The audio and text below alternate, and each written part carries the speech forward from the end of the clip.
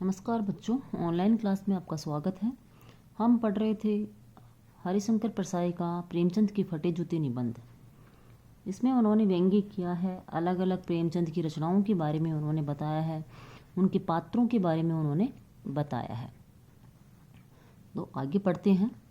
उनके पात्र थे जैसे गोदान का होरी, पूस की रात का हल्कू, सुजान भगत का जो सुजान था, जो भगत था उसके लिए, और सारी जो इनकी रचनाएं हैं उन सब के उदाहरण इसमें बताए गए हैं। नहीं, मुझे लगता है माधो औरत के कफन के चंदे की शराब पी गया, वही मुस्कान मालूम होती है।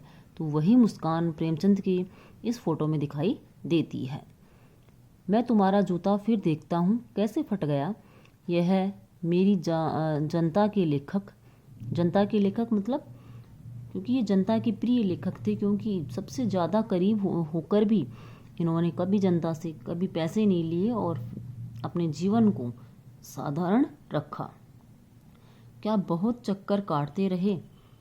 क्या बनिए के तगादे से बचने के लिए मीलों 2 मील का चक्कर लगाकर घर लौटते रहे?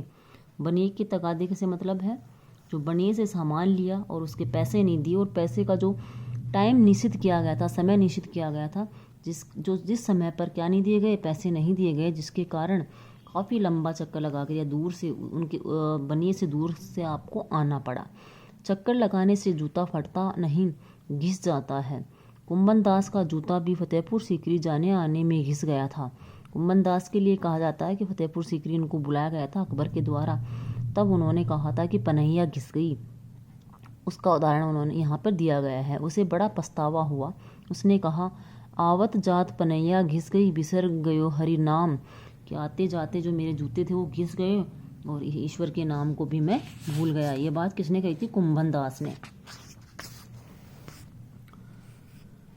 और ऐसे बुलाकर देने वालों के लिए कहा था, जिनके देख के दुख उपजत है, जिनको देखने से ही दुख उत्पन्न होता है, तिनको करबो करे परे सलाम, उनको सलाम करना पड़ता है। कबीरदास जी को अकबर को ये बात कुंभन दास जी ने कही थी कि जिनको देखने मात्र से दुख उत्पन्न होता है उनको सलाम करना पड़ता है।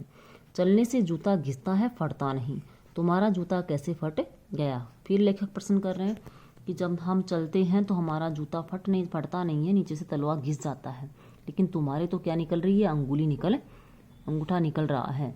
मुझे लगता है तुम किसी सख्त चीज़ को ठोकर मारते रहे हो। मतलब कोई चीज़ जो परत पर परत सदियों से जम गई है, उसे शायद तुमने ठोकर मार मार कर अपना जूता फाड़ लिया है। कोई टीला जो रास्ते पर खड़ा हो गया था, उस पर तुमने अपना जूता आजमाया है। यहाँ इस पैराग्राफ में जो लेखक हैं, जो पुरानी परंपराएं हैं, जो पुराने शोषण के तरीके हैं, जो जनता के द्वारा जो चलित आ रही जो परंपराएं हैं और जिनके द्वारा उनका माध्यम से उनका शोषण होता है, उसके बारे में लेखक ने व्यंग्य किया है कि जो आपने है जो किसान हैं उनके शोषण के विरुद्ध आवाज़ उठाई है। सामाजिक जो कुप्रथाएं हैं उनके विरुद्ध आपने आवाज़ उठाई है, उसके लिए यहाँ ठोकर मारने के लिए कहा है। तुम उसे बचाकर उसके बगल से भी निकल सकते थे, कि तुम उन चीज़ों की अनदेखी भी कर सकते थे। टीलों से समझौता भी तो हो सकता है। सभी नदियाँ पहाड़ थोड़े ही फोड़ती हैं, कोई रास्ता बदलकर घूमकर भी तो चली जाती है। कि तुमने ही उनका विरोध क्यों किया? तुम साइड से या उनका विरोध बिना किए भी तो निकल सकते थे। तुम समझौता कर नहीं सके, क्या तुम्हारी भी वही कमजोरी थी जो होरी को ले डूबी? या होरी फिर गोदान का जो नायक है उसके लिए है वही नेम धर्म वाली कमजोरी, कि नियम पर चलने वाली कमजोरी क्या तुम्हारी भी थी? नेम धर्म उसकी भी जंजीर थी, मगर तुम जिस तरह मुस्कुरा रहे हो उसे लगता है कि शायद नेम धर्म तुम्हारा बंधन नहीं था, तुम्हारी मुक्ति थी। कि लेकिन तुम्हारी मुस्कान से तो ऐसा नहीं लगता, क्योंकि तुम उसको नियम धर्म को अपना बंधन नहीं, अपनी मुक्ति मानते हो। तुम्हारी यह पाँव की अंगुलियाँ मुझे संकेत करती सी लगती हैं, जिसे तुम घृणित समझते हो उसकी तरफ हाथ की नहीं पाँव की अंगुली से इशारा करते हो। कि तुम जिस कार्य को घृणा के योग्य मानते हो उस कार्य को तुम किससे पाँव की अंगुली से उसकी तरफ इशारा कर रहे हो। क्या तुम उसकी तरफ इशारा कर रहे हो जिसे ठोकर मारते मारते तुमने जूता फाड़ लिया है? मैं समझता हूँ, तुम्हारा उंगली का इशारा भी समझता हूँ और यह व्यंग्य मुस्कान भी समझता हूँ।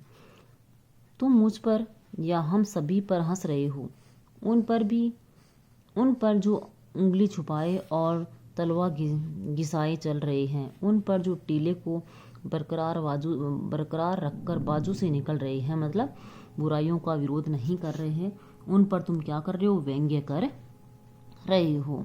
तुम कह रहे हो, मैंने तो ठोकर मार मार कर जूता फाड़ लिया, उंगली बाहर निकल आई पर पाँव बच रहा है और मैं चलता रहा।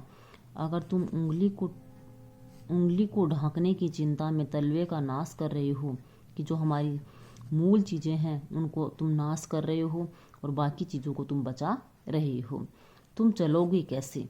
मैं समझता हूँ, मैं तुम्हारे फटे जूते की बात समझता हूँ, उंगली का इशारा समझता हूँ, तुम्हारी व्यंग्य मुस्कान समझता हूँ। इस प्रकार लेखक का कहने का तात्पर्य ये है कि प्रेमचंद जी ने स्टार्टिंग में आपको ये बताई थी कि प्रेमचंद जी ने किस पे अंतर्वेदी सामाजिक दृष्टि का, मतलब समाज के अंदर जो अवसरवादी लोग हैं, अवसर का लाभ उठाने वाले लोग हैं, उस पर इन्होंने व्यंग्य किया है। और समाज के अंदर जो बुराइयां व्याप्त हैं, उन बुराइयों की ओर यहाँ पर लेखक ने संकेत किया है कि प्रेमचंद थे वो समाज के अंदर की बातों को जानने वाले थे। इस प्रकार आपका चैप्टर है प्रेमचंद के फटे जूते पूरा हुआ। धन्यवाद।